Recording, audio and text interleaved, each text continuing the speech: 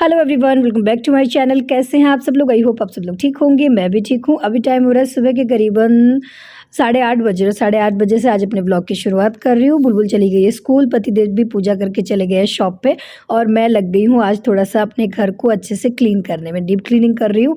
काफ़ी दिन से सोच रही थी ये साफ़ सफाई करने का, पर हो ही नहीं पा रहा था। पर अभी मेरे पास एक सॉलिड रीज़न भी है, तो मैंने सोचा चलो कर ही लेते हैं आज तो, क्योंकि अब टाइम बहुत कम बचा है। रीज़न क्या है चलो बता देती हूँ। मैं बहुत दिनों से कह रही हूँ कि हम नया काम शुरू करने वाले हैं, नया काम शुरू करने वाले हैं।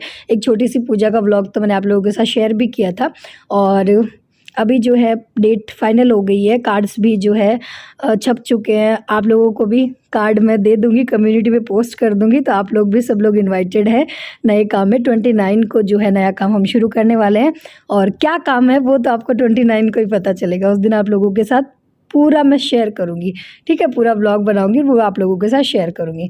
तो फिर मैंने सोचा चलो जी ये कर ही लेते हैं आज काम। बहुत दिनों से सोच रही हूँ, तो मैं सबसे पहले आज ये कर रही हूँ, बेड वगैरह क्लीन साफ़ सफाई कर रही हूँ। और ये मैं कर लेती हूँ, मतलब महीने 2 महीने से साफ़ सफाई कर लेती हूँ। इनको करने से क्या होता है कि जैसे कुछ सामान होता है कि जो हमें चाहिए होता है, पर हम इन्हीं बेड वगैरह में रखते हैं, जो मतलब कभी-कभी चाहिए होता है। तो अगर इनको टाइम टू टाइम सँभालते रहो ना, तो एक तो वो सामान हमें याद रहता है कि हाँ, ये सामान हमने इसमें रख रखा है। और हाँ, ये मेरी शादी की साड़ी है। एक तो ये सिल्क की साड़ी है। इस सिल्क की साड़ी का तो मैं सोच रही हूँ, ये करीबन 5,000 रुपए की साड़ी है। सिल्क की साड़ी है, मेरी शादी में डली थी, पर इसका कलर बहुत ज़्यादा डल था। और जब नई-नई शादी होती है ना, तो ऐसा डल कलर पहनना अच्छा नहीं लगता, तो मैंने इस साड़ी को कभी पहना ही नहीं है। मतलब एक बार भी मैंने इस साड़ी को नहीं पहना था। हालाँकि है ये प्योर सिल्क में, इसका वर्क भी काफ़ी अच्छा है, तो मैं सोच रही हूँ कि इसकी जो है मैं बेडशीट बनवा लेती हूँ अच्छी सी। एक सिल्क की है ना, रूम के लिए बेडशीट बनवा लेती हूँ, या फिर सोचती हूँ कि कुशन कुशन कवर वगैरह इस टाइप का कुछ बनवा लूँगी। तो बस सारी चीज़ें ना मैं कोशिश करती हूँ कि महीने में जो है ना एक बार इनको संभाल लूँ। और अभी क्या बारिश का मौसम भी है, तो बेड में ना ये छोटे-छोटे कीड़े से हो जाता है। इस बार तो नहीं हुए, एक बार हो गए थे मेरे इस तरह से बेड में छोटे-छोटे से कीड़े हो गए थे। तो मैंने सोचा बारिश का मौसम है, एक बार चेक कर लेते हैं, ताकि सामान एक बार चेक हो जाए, तो देख ले कि कोई कीड़े-वेड़े तो ना लग गए। तो मैंने बेड एक रूम का साफ़ कर लिया है। ऊपर जो दीवारें वगैरह थी उन पे भी झाड़ू मार दिए है, और जो छोटे-मोटे जाले थे वो भी हटा दिए हैं। तो अच्छे से रूम की ये क्लीनिंग इस रूम से शुरू की है आज मैंने क्लीनिंग। और यहाँ पर ये बुलबुल ने लगा दिया था ड्रेसिंग पे, एक स्टिकर लगा दिया था उसने, और स्टिकर का जो नीचे का जो नहीं होता ग्लू, वो चिप उतर ही नहीं रहा था इस पे, एकदम बिल्कुल से काला-काला हो रहा था। तो मैंने यहाँ पे लिया ये थ्रिनर रखती हूँ मैं। और इस तरह की ये जब बच्चे काम कर देते हैं ना, तो इसको साफ़-सफ़ाई करना बहुत ईज़ी हो जाता है। अगर कपड़े से साफ़ करूँगी तो ये साफ़ नहीं होगा, ये बिल्कुल भी नहीं निकलेगा। पहले मैंने कपड़े से ही निकालने की कोशिश की थी, फिर मैंने इस पे थोड़ा-सा थ्रिनर डाला, इसको 2 सेकंड छोड़ दिया, और अब ये देखो बिल्कुल से उतर गया है। तो अगर आपके भी घर में छोटे बच्चे हैं और वो इस तरह से स्टिकर वगैरह लगा देते हैं, तो आप भी इससे साफ़ कर सकते हैं। ये थ्रिनर मेरे घर पे जो कारपेंटर बैठे थे ना, उन्होंने मुझे बताया था कि इस तरह से, हाँ, वो लेकर आए थे। मतलब जब ये काम हुआ था ना, घर पे फर्नीचर बना था, तो वो अगर जैसे कोई दाग वगैरह लग जाता था, तो इसी से साफ़ करते थे। तो मैंने जो है फिर एक बोतल और मंगवा ली थी। मैंने कहा बाद में जो है मेरा अगर फर्नीचर पे कुछ लग जाएगा तो मैं इसी से साफ़ कर लिया करूँगी, तो इससे काफ़ी अच्छे से साफ़ हो जाता है। और उसके बाद बेड को भी चारों तरफ से मैं अच्छे से आज साफ़ कर रही हूँ, ऊपर से नीचे से चारों तरफ से, क्योंकि वही है कि हाथ, बच्चे है, छोटा बच्चा है, इसी में रहते हैं सबसे ज़्यादा, यही रूम में रहते हैं हम माँ बेटी, तो वो लगा ही देती है। कभी आम खाती है तो आम के हाथ लगा ही देते हैं। बच्चों को चाहे कितना भी समझाओ, पर वही है, बच्चे तो बच्चे होते हैं ना, तो थोड़ा बहुत ये चारों तरफ से भी गंदा हो ही जाता है। तो ब्लैक हो रखा था, और कुछ कलर भी इसका लाइट है, तो इस पर थोड़ा सा भी अगर दाग लग जाए ना, तो वो दिखता है। तो फिर मैंने चारों तरफ से आज बेड को भी अच्छे से साफ़ कर लिया, बेडशीट लगा दी है। तो ये रूम हो गया डन, और अब मैं आ गई हूँ बच्चों के रूम में। तो आज थोड़ा सा मौसम भी अच्छा है, और आगे मेरे पास टाइम भी नहीं है, तो सोच रही हूँ कि आज ही कर लेती हूँ सारी क्लीनिंग। बच्चों के रूम का पूरा बेड मैं साफ़ नहीं करूँगी। जो 2 ड्रॉर्स है वो तो बिल्कुल साफ़ है, सामान बिल्कुल अपनी जगह पे है, पर ये जो ड्रॉर है ना, ये बहुत ज़्यादा बिखरी हुई पड़ी है। वही है कि मैं जब सामान निकालती हूँ, तो मैं तो फिर भी जो है सामान अपना जगह पे रख देती हूँ, पर पतिदेव को अगर इसमें से कुछ निकालना हो ना, तो वो इधर-उधर बिखेर ही देता है। और अभी गुड्डू के पास गए थे हम, तो उसके लिए कुछ कंबल चद्दर वगैरह हम लेकर गए थे, पिलोज़ वगैरह लेके गए थे, तो सारा सामान जो इधर-उधर हो रखा है, तो मैंने सोचा चलो लगे हाथ इसको भी सेट कर देते। तो इस ड्रॉर में ना मिट्टी भी जाती है, जो 2 बॉक्स बने हुए हैं ना, उनमें तो मिट्टी नहीं जाती बिल्कुल भी। पता नहीं इस ड्रॉर में कैसे मिट्टी चली जाती है, इसमें थोड़ी-थोड़ी मिट्टी रहती है। अगर इसको साफ़ ना करूँ, तो सारा सामान जो है ना बिल्कुल गंदा हो जाएगा, अगर ना संभालूँ तो इसको मैं मिट्टी मिट्टी आ जाएगी इस पे। तो मैं इसको जो है साफ़ कर लेती हूँ, करीबन महीने से या 15-20 दिन से मैं इसको साफ़ कर लेती हूँ। और हालाँकि जबकि मैंने इसमें ऊपर नीचे बेडशीट भी डाल रखी है, पर फिर भी पता नहीं कैसे मिट्टी आ जाती है इसमें, कौन-सी कोई जगह रह गई है, अच्छे से बनी नहीं है, पता नहीं क्या है, इसमें थोड़ी बहुत मिट्टी रहती है। और इस वाले जो ड्रॉअर है इसमें सिर्फ़ बच्चों के कपड़े रहते हैं, बच्चों के रूम की बेडशीट रहती है, और ये जो कंबल वगैरह जो सर्दियों में ओढ़ने के होते हैं, जो बच्चे ही ओढ़ते हैं, तो ये सारा कुछ आइटम जो उन्हीं का रहता है इस वाली ड्रॉअर में। और बाकी नाना थोड़ा बहुत तो हमारा भी है, जैसे कुशन हुए, ये सारी चीज़ें। और इनको बिल्कुल मैं तय लगाकर अच्छे से रख दूँगी, ताकि सारा सामान अगर मतलब इस तरह से अगर व्यवस्थित करके रख दो ना टाइम टू टाइम, तो फिर हमें ऐसे अगर फैला हुआ पड़ा होगा, ये इसमें घुसा-घुसा के रखा हुआ होगा ना, तो कोई चीज़ मिलेगी भी नहीं। और अगर 15-20 दिन से अगर इनको बिल्कुल सेट करके रख दो ना, तो अगर ड्रॉअर खोलेंगे, जो चीज़ हमें चाहिए वो सामने ही दिख जाएगी। और अगर सारा सामान एक दूसरे में ऐसे घुसा हुआ पड़ा रहेगा तो कुछ भी नहीं मिलेगा। तो इस वजह से मैं कोशिश करती हूँ कि मैं जो है इन सब चीज़ों को, और जब भी मुझे टाइम हो तो मैं इनको सेट करके रख दूँ। और उसके बाद मैं लग गई हूँ अब ये बच्चों के रूम की ड्रेसिंग को क्लीन करने के लिए। तो आज जो है पूरा घर जो है चमका दूँगी कोशिश कर रही हूँ, चमका तो क्या दूँगी। और सबसे ज़्यादा बिखेरा होता है ये बच्चों की ड्रेसिंग का। बुलबुल क्या करती है, सारा दिन कैंची रखती है और इसमें से सामान काटती रहती है। कभी उसने कलर बिखेर दिए। मैं जो है कोशिश करती हूँ कलर क्रेयॉन अलग रखूँ, पेंसिल जो कलर है उनको मैं अलग रख दी हूँ ड्राइंग बॉक्स में, जब भी मैं इसको सेट करती हूँ। और जब भी वो उसको लगती है, जब भी कोई ड्राइंग करने के लिए या कुछ भी करने के लिए, वो सारा कुछ मिक्स कर देती है। और काफ़ी सारा इसमें कचरा भी निकला है, तो बस में मैंने एक बाल्टी रख रखी है। तो जो पेंसिल वगैरह जो छोटी-छोटी हो गई है ना, जो बच्चे यूज़ नहीं करते हैं, बच्चों को वही रहता है कि नहीं हमें तो बड़ी पेंसिल दो। और हमारे टाइम में तो क्या होता था कि हम छोटी पेंसिल भी यूज़ कर लिया करते थे मम्मी पापा के डर से, पर आजकल बच्चे डरते तो है नहीं, उनको तो बड़ी पेंसिल चाहिए थी। तो जो छोटे-छोटे पेंसिल के टुकड़े हैं, जो क्रेयॉन कलर्स, जो कलर्स वगैरह ख़राब हो गए हैं और थोड़ा बहुत चल रहे हैं, मतलब पूरा नहीं चल रहे हैं, तो उनको भी मैंने अलग से इकट्ठा कर लिया है।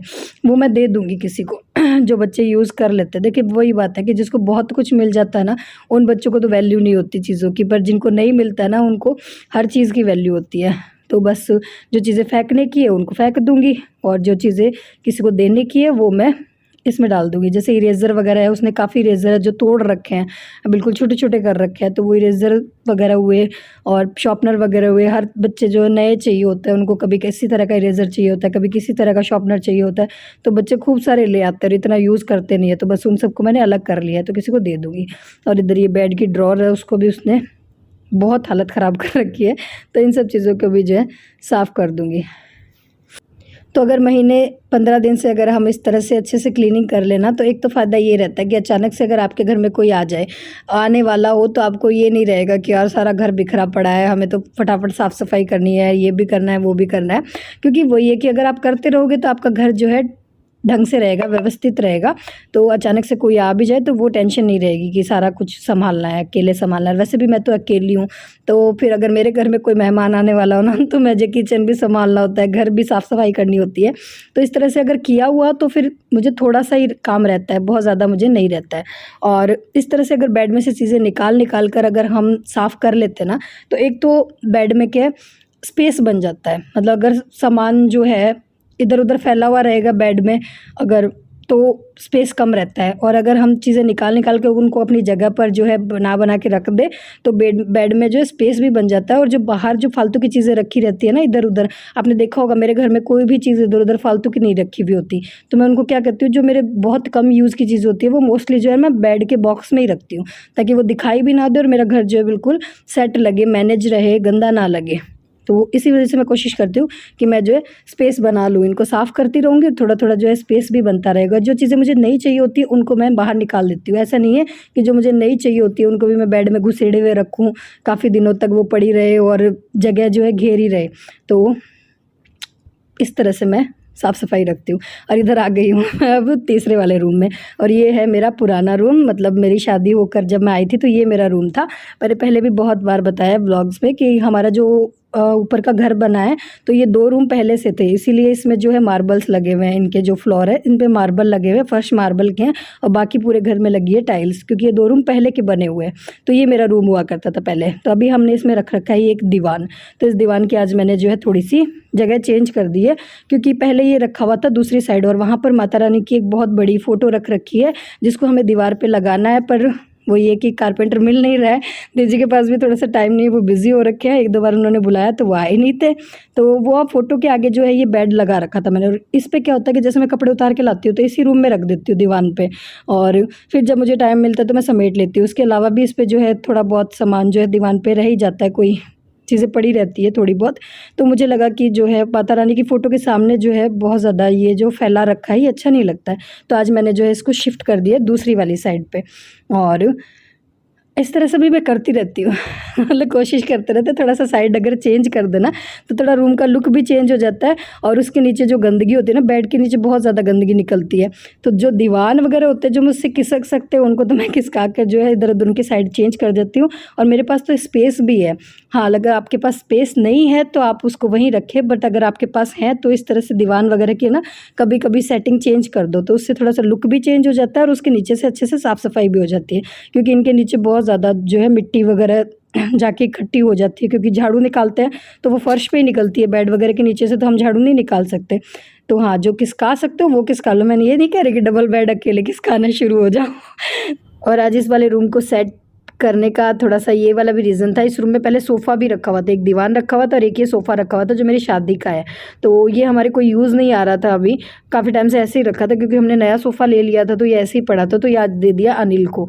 वो ये कि उसके यूज़ आ जाएगा, और हमारे घर पर ये फालतू ही पड़ा था, बिना मतलब भीड़ लग रखी थी, इसको डेली में मुझे साफ़ भी करना पड़ता था और कोई यूज़ नहीं आ रहा था, क्योंकि इस पर कोई बैठता नहीं था, बस इस पर जो है फालतू का सामान ले जा के इकट्ठा होता रहता था।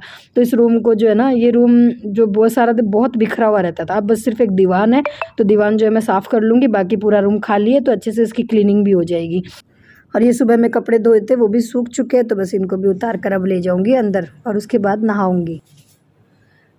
सुबह में एक बार नहा ली थी, अब फिर से नहाई हूँ और हेयर वॉश भी कर लिया, क्योंकि काफ़ी गंदी हो गई थी, बाल सारे पसीना पसीना हो गया था और गंदी सी हो गई थी, इसलिए फिर से नहा ली। गर्मियों में तो यही रहता है, गर्मियों में साफ सफाई करो ना तो इसका फायदा ये होता है कि कितनी बार भी नहा लो। सर्दियों में नहीं नहाया जाता, अगर सर्दियों में साफ सफाई करें। खैर सर्दियों में इतना पसीना भी नहीं आता, गर्मियों में ही आता है पसीना, गंदे गर्मियों में ही होता है जब साफ सफाई करते हैं, पर ज़रूरी भी होता है टाइम टू टाइम साफ सफाई करना। तो आज मेरा बहुत बड़ा सा काम हो गया है और अच्छा लग रहा है। अच्छा लगता है ना जब इस तरह से कोई काम हम कर लेते हैं जो काफ़ी दिनों से सोच रहे हो कि करना है। तो 2 रूम कर लिए, 2 रूम क्या 1 2 3 रूम कर लिए, बस एक बाहर वाला रूम रह गया है, उसको थोड़ा सा मैं अच्छे से सेट करूँगी। उसमें ज़्यादा कुछ नहीं है, वो मैं डेली साफ़ करती रहती हूँ, उसमें ज़्यादा कुछ है नहीं साफ़ करने के लिए, तो वो भी कर लूँगी, फिर हो जाएगा मेरा घर एकदम साफ सुथरा। वैसे भी साफ सुथरा ही रहता है यार, घर चाहे छोटा हो चाहे बड़ा हो वो मायने नहीं रखता। पता है क्या, मतलब हर चीज़ ना अपनी जगह पर रखी हुई हो, अगर घर छोटा भी है ना, अगर घर नया है पुराना है, ये कोई बड़ी बात नहीं है या मायने नहीं रखती है ये चीज़। बस चाहे घर छोटा है पर उसमें जो चीज़ें रखी हुई है ना, अगर वो अपनी जगह पर है, सारी चीज़ें अगर अपने व्यवस्थित ढंग से रखी हुई है ना, तो वो घर भी बहुत सुंदर लगता है, काफ़ी अच्छा लगता है। ठीक है, ज्ञान की बात होगी ज़्यादा ही कुछ चलो खैर, ये कुछ चूड़ियाँ मैंने मंगाई थी मीशो से, जो काफ़ी दिन से बेचारी ऐसे ही रखी रही है, इनको जगह नहीं मिल रही है, क्योंकि मेरे पास बहुत ज़्यादा चूड़ियाँ और मुझे चूड़ियाँ खरीदने का बहुत ज़्यादा शौक भी है। तो मैंने ये मंगा तो ली थी, कलरफुल अलग अलग कलर की चूड़ियाँ हैं ये, पर जगह नहीं है मेरी अलमारी में रखने के लिए, बैंगल बॉक्स सारे भरे पड़े हैं। तो मैंने सोचा कहाँ रखूँ। फिर यूट्यूब पे देखा था मैंने, ये आइडिया देखा था, ये अगर इस तरह से आपके पास पुराने हैंगर हो ना, तो इसमें से इसको इस तरह से, ये जो यहाँ से ये जॉइंट है इसको निकाल लो और इसमें रख दूंगी मैं, क्योंकि बैंगल बॉक्स तो वही है कि जगह बहुत ज़्यादा घेरेगा अगर और ले भी आऊँगी तो अभी मैं सारी जो है ये इसमें शिफ्ट कर दूंगी।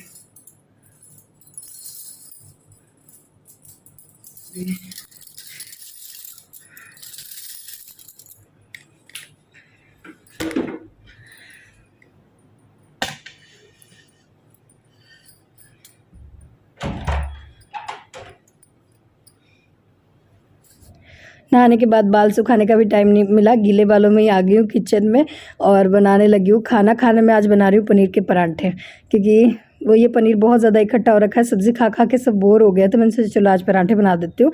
और पराठे खैर नाश्ते में बनते हैं पर मैं खाने में बना रही हूँ क्योंकि पति देव का जो है व्रत रहता है, तो वो भी खा सके इस वजह से जो है मैं अभी बना रही हूँ पराठे। और साथ में मैंने बनाई है ये फली की भुर्जी, जो मैं गवार फली की भुर्जी, जो मैं पहले भी रेसिपी शेयर कर चुकी हूँ, तो आज दोबारा नहीं बताऊँगी। तो ये हमारी खाने की प्लेट, आ जाइए आप लोग भी खा लीजिए मेरे साथ खाना। तो करते हैं इस ब्लॉग को यहीं पे एंड, फिर मिलते हैं, बाय।